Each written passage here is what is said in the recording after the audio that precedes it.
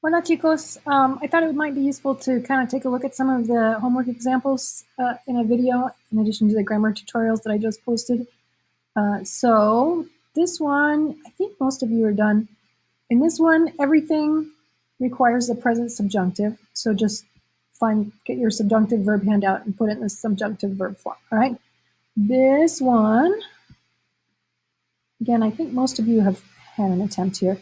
You're just trying to find the subordinate clause, right? And so if you watch my instructional video on the different types of subordinate clauses, that will help you with this. But here, for example, it's obvious that he or she doesn't want to go with us to the meeting tomorrow. So the part that's subordinate, it's obvious that he or she doesn't want to go with us to the meeting tomorrow. All of this is the subordinate clause. Now, shortcut. Subordinate clause for a noun clause will always start with K. So K is where it starts, then the key is everything after the K part of the clause or not, and that's where you really have to figure out what the sentence means. Because, for example, mañana sometimes will be modifying this verb, but sometimes will be modifying this verb. In this case, it's modifying this one, but you kind of have to know what the sentence means and decide what's mañana modifying. Okay? Dudamos que ellos lleguen a tiempo. We doubt that they will arrive on time. So here's your K. That's telling you this is where it starts. So we doubt that they'll arrive on time. Okay, so do we doubt on time or that they will arrive on time? On time is modifying arrive, so it's part of the sentence here. That's kind of how to go about deciding what's your subordinate clause. Oh, okay, so let's have a look at the next one. Again, this one's from, I think, 3 weeks ago, but not everybody's done, so I'm going to go over it. All right. Now, I handed out a verb sheet that says at the top, oraciones subordinadas nominales, tipos de verbos, and it has all these different types. And so basically, you need to look at these different categories, find the verb pensar, and mark what kind of verb it is. And the reason that I'm asking you to do this is because these different categories determine if like this verb right here is indicative or subjunctive. So pensar, to think or believe. I know in English that sounds like doubt, but in Spanish it's affirmation, giving you a free answer here. Right, so you could have affirmation, negation, or doubt, like I don't think that, or I don't believe, or I doubt. Desire, like I wish. Influencia, like they told me to do something, right? Comunicación is going to be indicative because if you're communicating something that's real. Conocimiento, so knowledge or learning, if it's like we learned that or we know that, that's always indicative because it's something that's real. Percepción is meaning like something that you can perceive with your senses. So if you can hear something or touch something or see something or taste something, that means it's real, it's concrete, it's known, so it's indicative. And personal evaluation is like your personal assessment of something. So it's good that, it's bad that, it's dumb that, it's frustrating that. All those are going to be things that require the use of the subjunctive. So once you know, like, what kind of verb is it, what does it mean, then you know, do you need the subjunctive here or not? Okay, so that's why I'm asking you to do that. All right, let's go back here. Look at this one. Tres. There's more that I didn't assign you. More fun to be had, but not this year. Okay, so here, you have to decide if the context requires indicative or subjunctive and then pick the appropriate verb form. Now, let me have a look. All right, so this has both present and past, so you're going to want to watch my video with the subjunctive present. It goes over the present and the past subjunctive verb forms.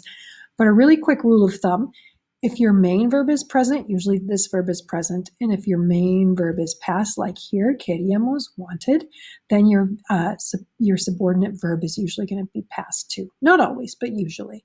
Okay, so it's true that nobody wants to go to the meeting. All right, so nobody wants. It's true that, real or hypothetical? Real, right? So then you have to know what's the form of querer in the present indicative. That's just regular present tense. And here's a freebie. It's this one, quiere. This is the subjunctive right here. This is the past subjunctive, and this is the imperfect, which is one of the past tenses. All right. But here, no queríamos, this is past tense. So then this verb is going to most likely be past tense. And you have to decide, is it indicative or subjunctive, and then pick which verb form it is. I'm not going to tell you that one. You have to figure that out. All right. And then for the most fun of all, same thing. You're deciding if it's indicative or subjunctive, and then you are filling in the blank. That's better or worse than multiple choice. Okay, so me parece que, present tense, so this is probably going to be present. Me parece que, if you look in your list of expressions, if you see it, look under afirmación, you'll see parecer is under affirmation. So, because it seems to me that even though in English we see that's not quite an affirmation, in Spanish it is an affirmation. So, me parece que, salir, it's present because this is present, and it's an affirmation, so this is going to be indicative. You guys can figure out what that form is. Now here, this is past, so this is going to be past, and then you will need to decide negar. What does this verb mean? And then does it trigger the use of indicative or subjunctive for the subordinate verb? But one thing you know with reasonable certainty is that because this is past, this is probably also past. Okay, this one could be present or past. I think I put it in as present.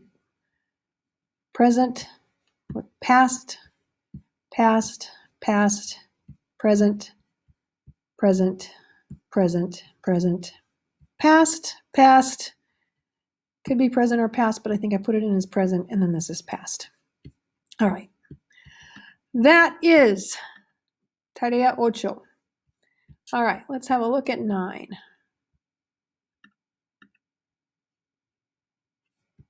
Maybe I should do that in a different video. I'll just do it in this one. Okay, everything in this one requires imperfect subjunctive, so just get your handout and watch the video. You will want your preterite handout because, yeah, there aren't any irregulars, but it's all based on the preterite, and the preterite has a ton of irregulars. So watch the video, see how it's made, and then just put in, fill in the blanks with the appropriate form of the verb. All right, adjetivales. Uno. Same thing as nominales. Uno, you're deciding what part of this is the subordinate clause. Now remember, adjective ones are modifying a noun. They're describing a noun. So the man that I turned the work into is my boss. Okay, so the man that I turned my work into, all of this, right, is modifying the man, right? So the man that I turned my work into is my boss. If you take all this out here, el hombre es mi jefe, the man is my boss, you can take out this whole subordinate sentence, and this sentence still makes sense because this is all describing el hombre. So this part is the subordinate clause. It will start with que, or it might have like al in front of it, but it's going to have a que out in front. That's where it starts. And your job is to figure out where it ends. So, el libro que leemos discute los problemas con los bancos en el tercer mundo. The book that we are reading discusses the problems with banks in the third world. We don't say third world anymore. This is old. That's okay. But the book that we're reading, the K is tipping you off. This is where it starts, but where does it end? Okay, and I will leave that one for you guys to figure out. All right. Tres, dos, you guys don't have to do that. Some of these were way too complicated. All right, now, it imported my answers weird when I imported it into Blackboard here. So C and D, don't ever choose that because they're obviously not the right answer.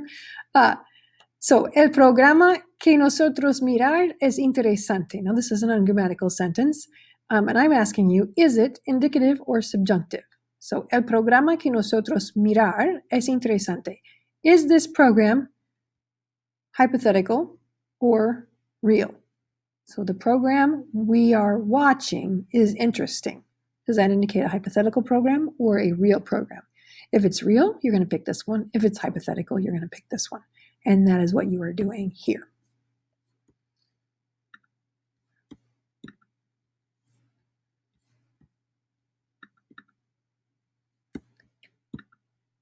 Isn't this fun? This is way more fun than being in class. Just kidding, it's not. Okay, You are deciding if the context requires indicative or subjunctive, and then putting in the appropriate form of the verb. Do I have any past tense ones? Yeah, this one. This one's past. The rest of them are present. So watch out for the last one. So la persona que esforzarse más saldrá exitoso. This is kind of a weird one, stem changing, and it's the reflexive. So remember to put your reflexive pronoun in front, se, and then the O changes to UE. Freebie, just for watching this video. All right, now, la persona que esforzarse más saldrá exitoso. The person that puts forth the most effort will be successful. Now, is this person real or hypothetical? Dun, dun, dun, dun, dun, dun. It could be either, right? So this structure, la persona que, any structure like that, it could be either. It's not just the structure though; it's the noun. So the person that, or the winner. Anytime where you're not specifying a person, you could use either indicative or subjunctive, but it changes the meaning. So la persona que se esfuerza más saldrá exitoso means that you know who that person is, and la persona que se esfuerce más saldrá exitoso means that you don't know the identity of the person, remains unknown. All right.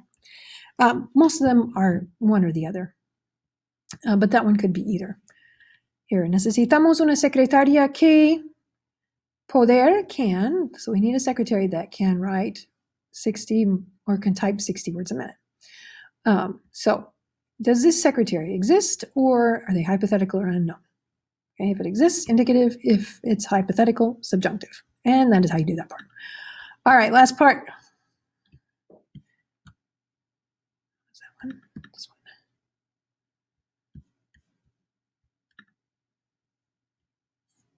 Here, same thing. Just put in the appropriate form of the verb. Is it indicative or subjunctive? So, las películas que más me asustan son las de Stephen King. The movies that scare me the most are Stephen King movies. That probably is true. I've never watched a Stephen King movie because they're too scary. So are these movies real or are they hypothetical? If they're real, indicative. If they're hypothetical, subjunctive. Right? So again, the word right before the K, the noun there, if it's real, indicative, and if it's hypothetical, subjunctive. All right, that's that one. And that is homework 9.